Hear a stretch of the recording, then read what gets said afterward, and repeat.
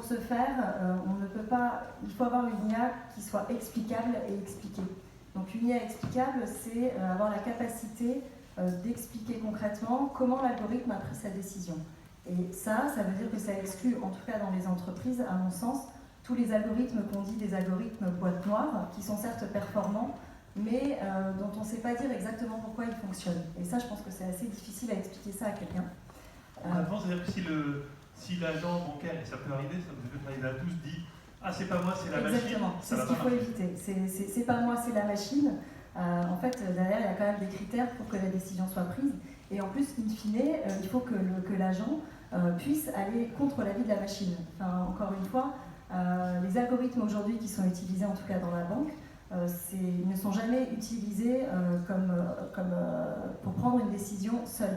L'humain a vraiment derrière la main pour aller contre la décision de l'algorithme. Maintenant, ça nécessite de comprendre vraiment comment ils sont faits pour passer cette décision.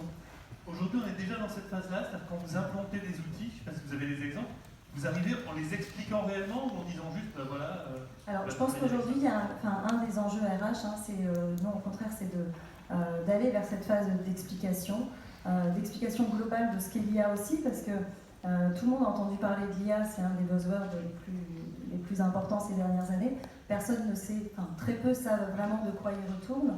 Et donc, je pense qu'aujourd'hui, ça nécessite quelque chose qui est méconnu, ça génère forcément ou des fantasmes ou des peurs qui ne sont pas forcément fondées. Donc, je pense qu'on a encore devant nous tout un travail d'accompagnement de ces agents pour expliquer ce qu'est l'IA et leur donner un peu plus d'éléments pour qu'ils soient à l'aise avec cet outil et qu'ils prennent l'IA comme un compagnon de travail et pas comme quelque chose de concurrent.